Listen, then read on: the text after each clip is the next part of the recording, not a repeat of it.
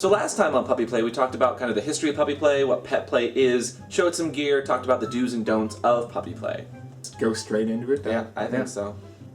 Straight into it, doggy style. Oh, whoa. Hello! Welcome back to What's the Safeword? I'm Amp. And I'm Bull. And today we're going to talk about roles. Oh my god, I'm so hangry. Did you make rolls? No. Damn it. And while it was a little rough, we've decided to do a series of puppy videos just covering different topics. And this one we're going to call Puppy 102, and it'll be about roles in puppy play. Oh my god. Seriously. Stop thinking about food. Hungry. No. Back to the roles though in puppy play. Like back rolls? Oh my god. Back rolls. And so today we want to cover the different roles that happen within puppy play itself. The dominants, the submissives, and everywhere in between. A role in puppy play is like any kind of actor role where it gives someone a preconceived idea or a starting point for them to kind of take off and helps to define the part that that person is playing within a scene. It can be incredibly complex or pretty simple. It's all up to the individual and what they prefer. What's important to remember in puppy play is that you have the power as to what role you find. It's not about the roll of the dice, but it's the role you choose. At times you might even find a handler who's in control, and with that kind of scenario you just kind of have to roll with the punches. You said roll one more time. Gonna go all hangry Hulk on you. I don't know, would you call that an eye roll? The more submissive side to this kind of play is the puppy, and the puppy roles are very diverse and very spread out, and you can really just define yourself however you'd like. Here's a list of roles. Puppy. The very basic form of a puppy is just a puppy. Someone who identifies with that headspace. A dog, which is someone who identifies more with the obedient side and less playful side. This person can sometimes be someone who's been in the puppy scene for a long time, or it can be someone that just prefers a little more long-term play. Companion to the handler. So the handler is Doctor, and the dog is Rose. Or if you prefer Martha, but no one likes Martha. A dog boy or a puppy boy is someone who identifies as both a puppy and a boy. A boy is someone who is a little more submissive in just kind of the leather scene itself.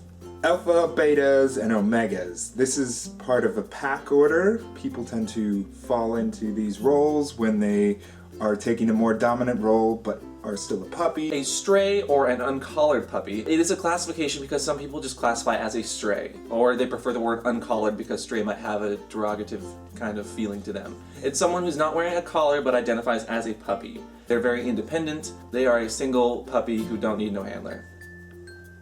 Slave pup. This is someone who is into very, very intense play and they're pretty much owned by their handler. But while they go beyond that general like initial threshold, they are still negotiating everything beforehand generally. Mm-hmm. So a leather, rubber, neoprene, insert gear pup is just someone who identifies and has a very strong feeling towards a certain type of gear. A devil dog is someone who's been in the military or is an active member. Oh, Gore acts like a devil? No, I was just giving a visual. Oh. A pig pup, or someone who's into kind of a grunge play, they like to get down and dirty, quite literally. Yeah, I think that's it. Yeah. Service dogs, or pups. These are people who look to make others very happy with their service. They tend to be at bars and bring people drinks, or etc. They just serve. They're submissive. Can you refill that? Yeah. Thanks. Anyway, now that is gone. So, do service pups have like their own Yelp or anything like that? Or? Yeah, probably. Would it be Yelp? It'd be called Yelp. So that's basically a good list of them. It is the basics. That is the pumpkin spice latte of the puppy world. Did you say pumpkin? Pumpkin. It's cute. English. So now let's talk about the handlers.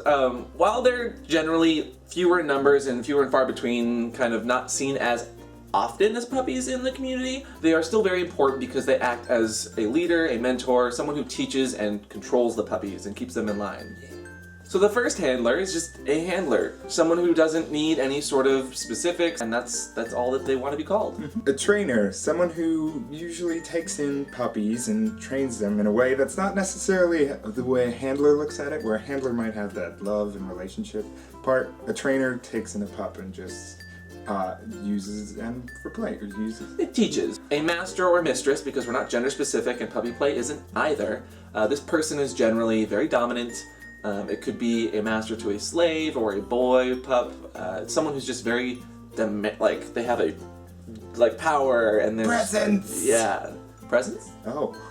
Squirrel? Squirrel! A daddy-mommy relationship, which is more like a family, more friendly, more loving. Very cute. Hype. Sometimes a puppy is also a handler, very confusing I know, but in this mindset, the puppy is a dominant and we call them alphas. An alpha is someone who takes charge over other puppies. He might be the head of a pack, or he might just be a very dominant, like, totes mask top who is a puppy. Total top here. But You dropped this purse. Oh. There you go. Let me just... Coach or Chanel? Dolce. Can you spell Gabbana? Groundbreaking. So while those are the major roles and the basic roles, I do want to make a point that a handler and a puppy are not mutually exclusive. You can be a puppy without a handler, and you can be a handler without a puppy. Just because you don't have a collar does not make you any less of a puppy. Some people get so hung up on the idea of needing a collar or needing a mentor or handler. And I think it's really important to stress that you don't need no man. Exactly. We call this collar blindness. And I think in that kind of scenario, it's important to not only be respectful, but also have a safe word. And today's safe word is... Pinot Noir!